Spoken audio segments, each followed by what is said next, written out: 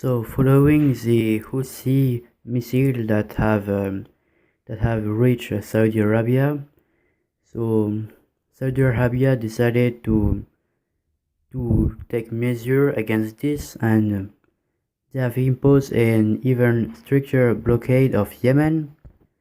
And so we are going to see what is the effect of the new blockade. So there is an article from the Washington Post. A new Saudi blockade could worsen Yemen's cholera crisis.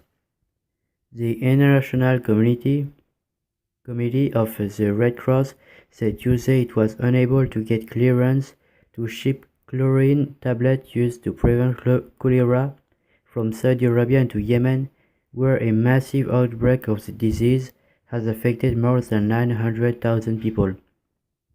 Saudi Arabia announced Monday it was temporarily closing all of Yemen's ground, sea and airport in retaliation for a missile strike on Saudi capital carried out last week by a rebel group in Yemen.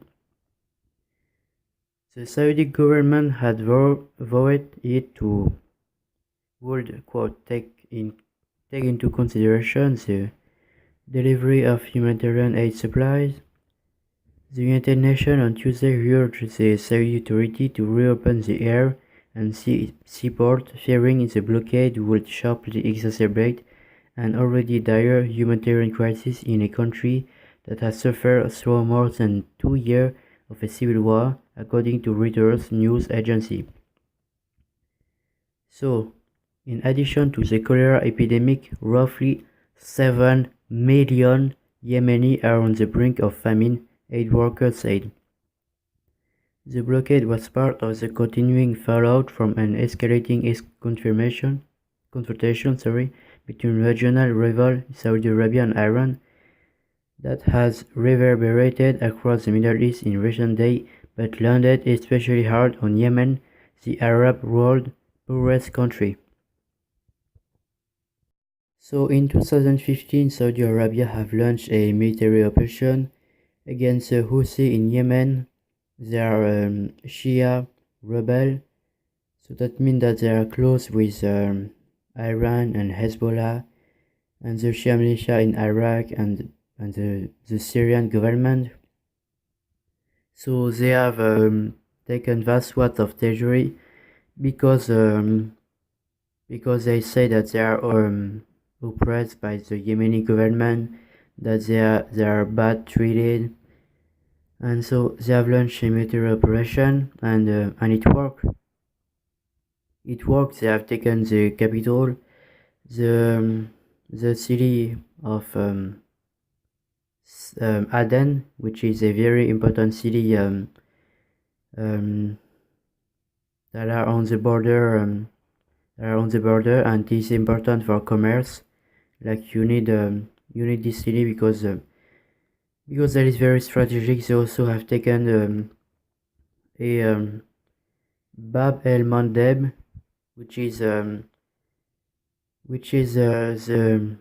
border, like the sea between the Africa country and the Arabian Peninsula. That is very important because you have a lot of sheep that traveling through the Bab el Mandeb, and so Saudi Arabia wanted to fight back against the rebel.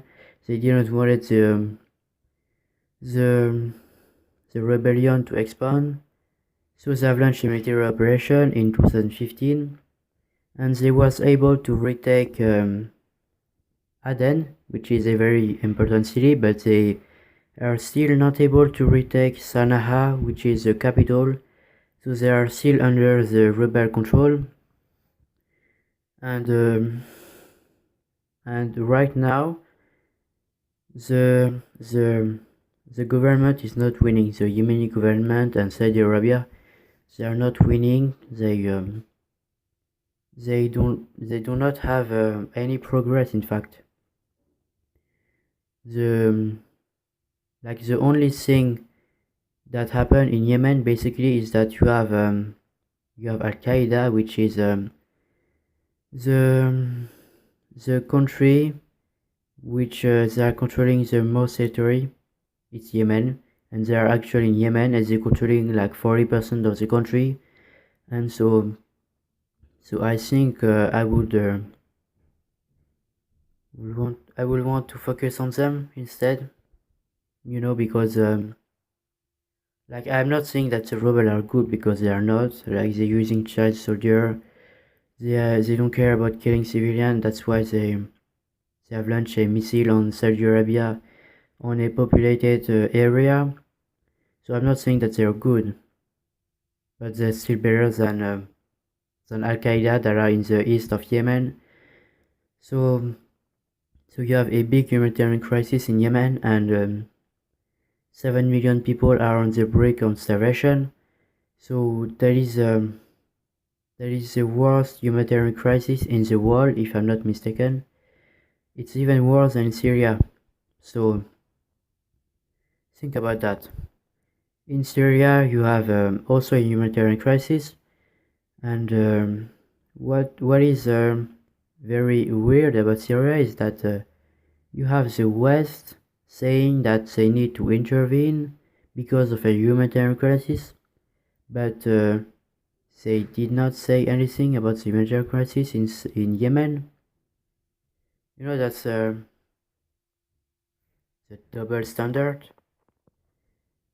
Like in Syria, they are saying, "Oh, humanitarian crisis. We have to intervene and save the Syrian life because there's a humanitarian crisis and the Syrian government is starving the population, and we cannot tolerate that, and we have to do this for the Syrian population because they really matter to us." But when it's in Yemen, no, they don't care. You want to know why? Because it has nothing to do with the humanitarian crisis. Like if they want to do something against humanitarian crisis, they could like stop helping Saudi Arabia doing basically a massacre in Yemen. They don't care about killing civilians, like the Houthi rebels. They are not better. They don't care about killing civilians, and that's very sad that basically the world don't care about what happened in Yemen. And I think we should also focus on Yemen, because I know there is less coverage from the media from the situation in Yemen, but basically you have so many nations that turning a blind eye on the situation in Yemen, and meanwhile they could do something and they don't, and they're helping the Saudi government doing massacre in Yemen. So if I was like the king of Saudi Arabia, the situation like the thing that I will do to improve the situation, I would say the rebel that they should go back to the north of Yemen, because that is where they belong, that is where they are from. So I'm saying that they should go back to the north of Yemen, and I'm going to treat them better and not marginalize the Shia population in Yemen, and yeah, that's it. That's what I will do, and I would really focus on ending the war, because like it's been like 2 years since the war started, and they have no gain. Basically, they have no gain. They have nothing to show for it. The only gain that they have is that they have retaken the capital, but that's it. The Houthi rebels still hold a vast swaths of territory, and you have a big humanitarian crisis. So we need to make a deal with the Houthi. I think that is the only way to end this war, and that's very sad what happened in Yemen.